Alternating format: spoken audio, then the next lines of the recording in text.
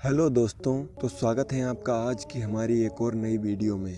दोस्तों, आज हम बात करने जा रहे हैं रूस की एक महारानी कैथरीन द ग्रेट के बारे में। यूं तो इतिहास में राजा रानियों को लेकर कई तरह के किस्से कहानियां हैं, लेकिन रूस की महारानी कैथरीन द ग्रेट के अजीबोगरीब यौन व्यवहार को लेकर समय समय पर चौंकाने वाली कहानियां सामने आती ही रहती हैं। रूस में 1729 से 1796 तक एक छत्र राज करने वाली कैथरीन द ग्रेट अपने आप एक सशक्त महिला थी।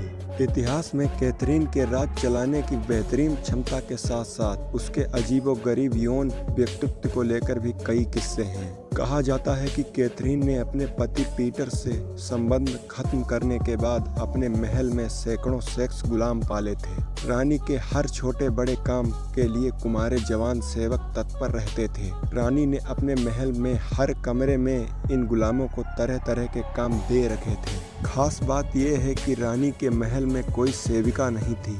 रानी अपने निजी और अंतरंग कामकाज भी गुलामों से करवाना पसंद करती थी। कहा जाता है कि कैथरीन और उनके पति पीटर के बीच संबंध अच्छे नहीं थे।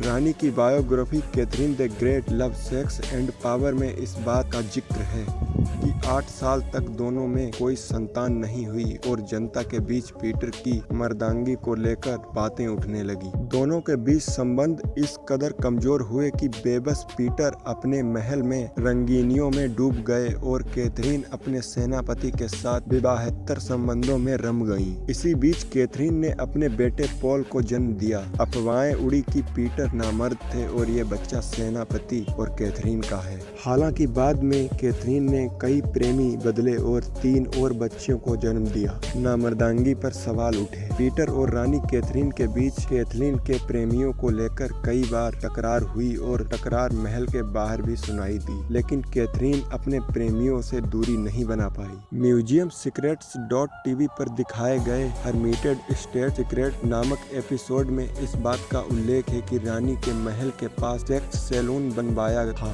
रानी के अजीबोगरीब शौक थे। वो अपने सेवकों के साथ संबंध बनाती थी। रानी की मौत के बाद शासक बने उसके बेटे पॉल प्रथम ने जब महल की छानबीन कराई तो रानी के महल में ठीक बराबर में एक छिपा हुआ सैलून मिला, जहां यौन कलाकृतियां वाली मसाज कुर्सियां मिली। इन कुर्सियों पर संभोगरत महिला और पुरुषों की आकृतियां उकेरी गई थी। यहाँ तक कि कहा जाता है रानी अपनी यौन आकांक्षाओं को पूरा करने के लिए बैचलर पार्टी कराती थी, जहां राज्य के जवान लड़कों को पार्टी करने के लिए बुलाया जाता था। रानी इन युवकों के साथ सेक्स प्रयोग करती थी और अपनी यौन आकांक्षाओं को बनाए रखने के लिए हर संभव प्रयास करती थी। रानी ने इस पैलेस को पेटिट हर्मिटेज का नाम दिया। रूस में स्टेट हर्मिटेज म्यूजियम में रखी सैलून की यौन आकृतियों वाली मसाज कुर्सियां इस बात गवाह हैं कि अपने पति और प्रेमियों के बावजूद रानी कैथरीन में अजीबोगरीब यौन अतृप्ति थी, जिसे पूरा करने के लिए वो